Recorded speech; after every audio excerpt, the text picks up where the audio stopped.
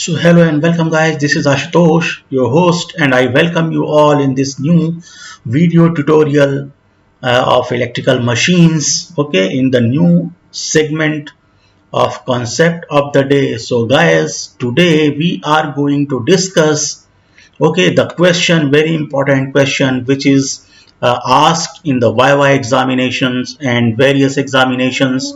Okay, so guys, as you can see on the screen, आप देख सकते हैं गाइस, यहाँ पर दिखाया गया है कि today's question is how can we reduce the effect of armature reaction.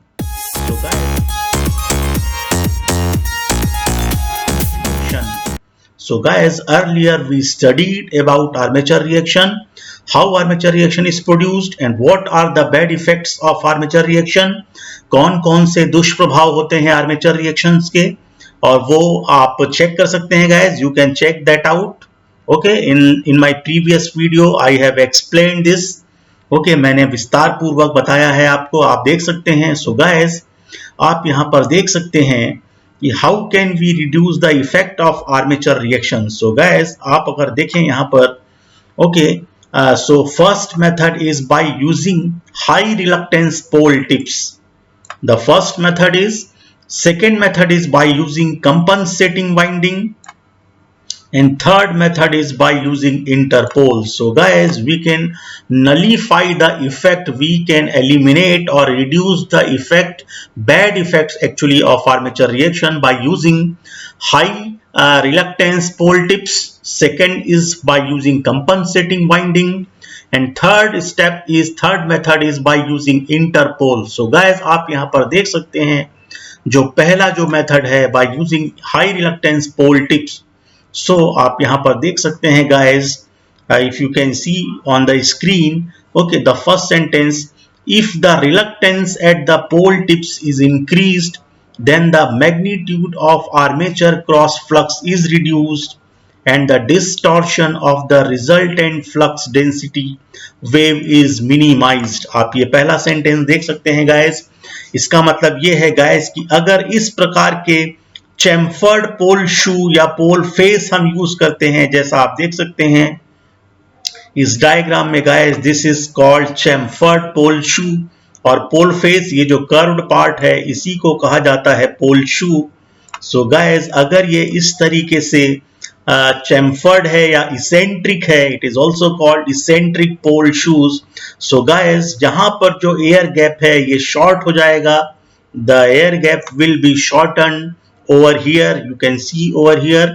और यहां पर जो एयर गैप है, okay, at pole tips, this is called pole tips guys, इसको कहा जाता है pole tips. Okay, this is high reluctance pole tips.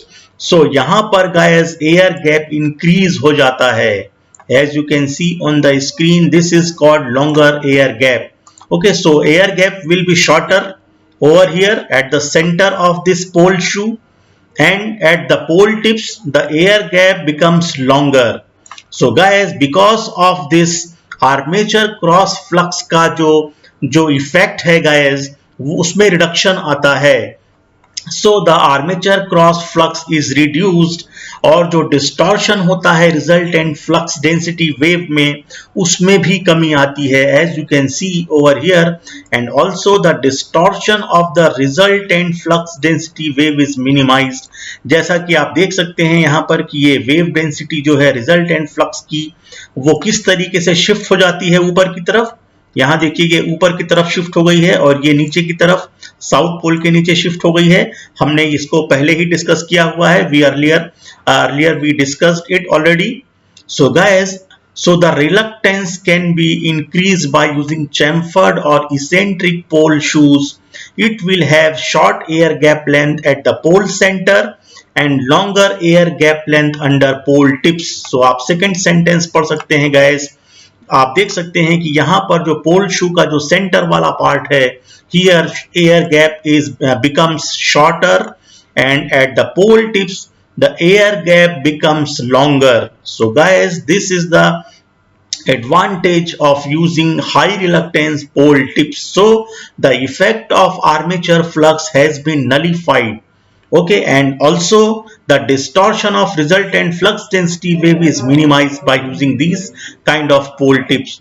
And another method of increasing the reluctance to cross flux is to assemble alternatively to pole laminations depicted below. So guys, एक और तरीका है, there is another way of increasing the reluctance. Actually आप यहाँ पर देख सकते हैं, the laminations 1 and 2 are stacked alternatively. आप देख सकते हैं ये लेफ्ट पार्ट है पोल शू का और ये राइट पार्ट है, this is the right part of pole shoe, and these are the stacks. Okay, so first part and second part, so these are the laminations of first and second are stacked alternatively to give a pole face view as shown in the figure. So guys, अगर इस तरीके से arrange किया जाता है, this is called the stacked laminations. So guys, उसमें भी reluctance में बढ़ोतरी होती है, reluctance increases. Okay, and the effect of armature reaction is reduced. So guys, now we will move to our next slide.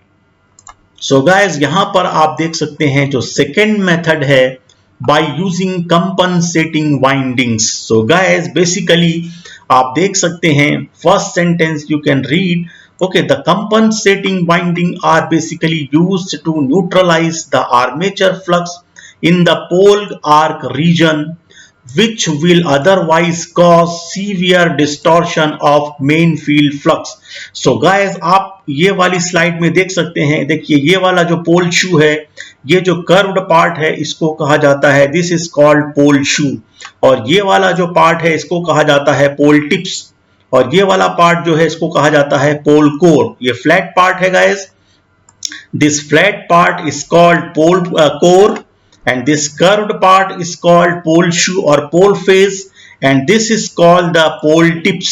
Okay, this is called the pole tips. So guys, इसी में जो field flux बनता है उसके बढ़ोतरी के लिए, उसको सॉलिड करने के लिए, उसका जो मैग्नीट्यूड है उसको बढ़ाने के लिए गाइस हम क्या करते हैं, what we do, okay, we use compensating winding. Okay, so guys, यहां पर आप देख सकते हैं कि ये जो पोल कोर वाला पार्ट है उसका जो आउटर सरफेस है, ये वाला पार्ट, उसके अंदर बहुत सारे स्लॉट्स कट किए जाते हैं गाइस, और इन्हीं स्लॉट्स में कंपनसेटिंग वाइंडिंग लगाई जाती है. So these compensating winding are actually of concentric या कॉन्सेंट्रेटेड टाइप, आप बोल सकते हैं, are of concentrated type and are placed in axial slots in the pole faces. So guys, different various slots are cut over the surface of this pole shoe or pole face, and compensating winding are placed in these slots. And guys, compensating winding are basically used to neutralize the armature flux in the pole arc region. So guys, क्या होता है यहाँ पर, जो armature reaction होता है, आप देख सकते हैं आर्मेचर रिएक्शन, ये जो एयर गैप वाला पार्ट है यहाँ पर आर्मेचर रिएक्शन होता है, उसमें उसको कम करने के लिए या उसको न्यूट्रलाइज करने के लिए इस रीजन में, इस क्षेत्र में, इस रीजन में आर्मेचर रिएक्शन को कम करने के लिए कंपनसेटिंग वाइंडिंग यूज की जाती है.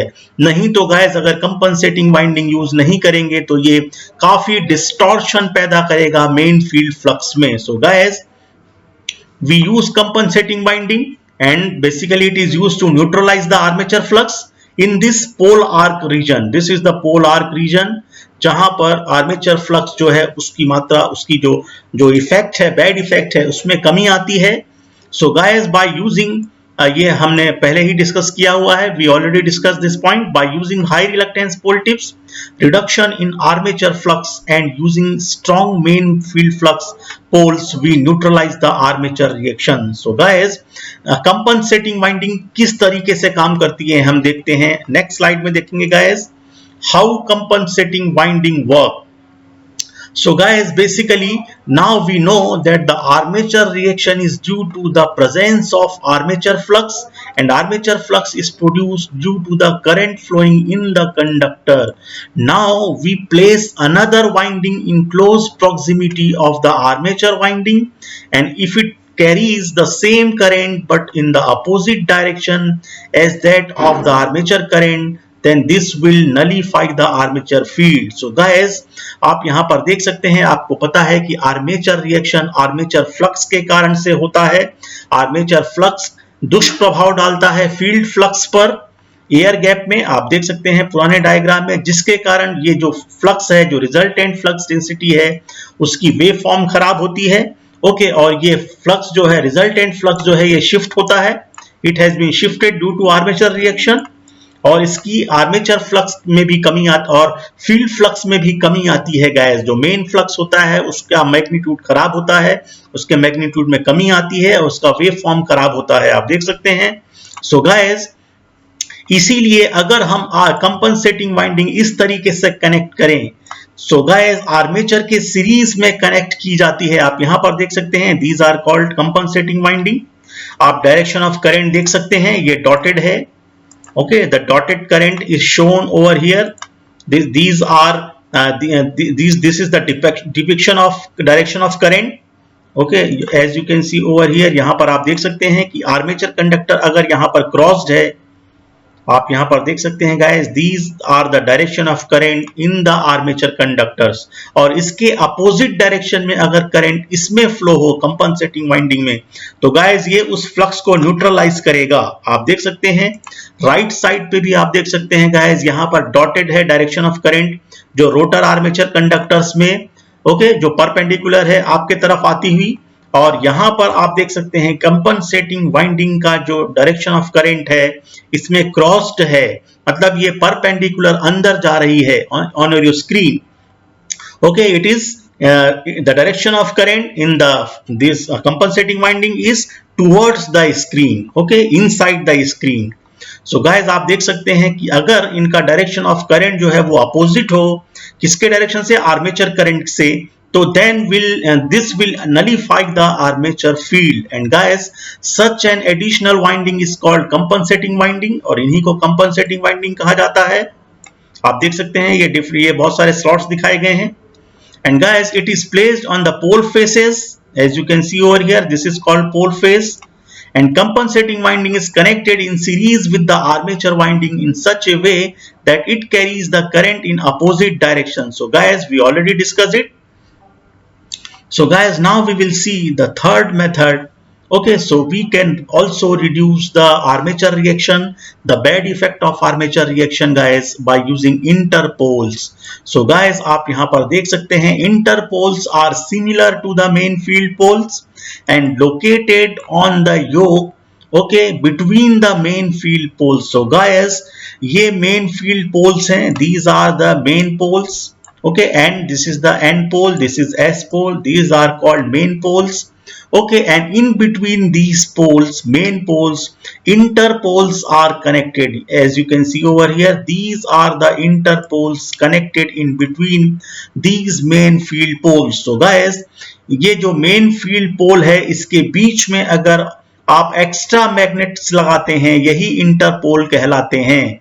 और इनकी डायरेक्शन कैसी होती है guys, they have winding in series with the armature winding. आप यहां पर देख सकते हैं कि ये आर्मेचर वाइंडिंग के साथ सीरीज में कनेक्टेड है। जैसे आप देख सकते हैं गाइस, ये वाइंडिंग देखिए, इसने नॉर्थ ईस्ट मैग्नेट पे वाइंडिंग की, फिर ये वाइंडिंग्स चली गई साउथ मैग्नेट पे, ओके, यहां पर वाइंडिंग की, और guys this is connected in series with the brush, as you can see over here, and again आप यहां पर देख सकते हैं, और ये टर्मिनल बाहर आ रहा है guys. So basically guys, what happens, interpoles have the function of reducing the armature reaction effect in the commutating zone, and they eliminate the need to shift the brush assembly. So guys, before invention of these interpoles guys, we used to use or employ brush shifting method. पहले हम brush shifting method का इस्तेमाल करते थे commutation को improve करने के लिए इस कम्यूटेटिंग जोन में। सो गाइस, अब nowadays guys, a brush shifting method is obsolete nowadays, and now okay, in place of brush shifting method we use interpoles, and these have the function of reducing the armature reaction effect in the commutating zone, and they eliminate the need to shift the brush assembly. So guys, winding on the interpole is connected in series with the armature. आप देख सकते हैं armature के series में यहां पर भी आप देख सकते हैं guys, these are called interpoles. In this diagram at right side you can see over here, these are interpoles connected between the main poles. Okay, और guys ये जो है कम्यूटेटिंग जोन में ये जो है ये ईएमएफ को नलीफाई करता है, जो उस वाइंडिंग्स में जो जिसका कम्यूटेशन में जो अंडरगोइंग कॉइल है उसमें ईएमएफ बनता है, उसके ईएमएफ को ये नलीफाई करने का काम करता है guys. So basically okay, winding on the Interpol is connected in series with the armature and each interpole is wound in such a way that its magnetic polarity is same as that of the main pole ahead of it, and interpoles nullify the quadrature axis armature flux. आप देख सकते हैं guys, और इनकी polarity कैसी होगी, ये n अगर है ओके और ये s है, तो मेन पोल इसी डायरेक्शन में अगर आगे आप जाएंगे तो यही n यहां पर मिलना चाहिए गाइस, और ये वाला S जो है ये यहां पर मिलना चाहिए जो मेन पोल का है, अगर इसको उसी डायरेक्शन में आगे घुमाया जाए जनरेटर के डायरेक्शन में गाइस, तो यही इसकी पोजीशन होगी.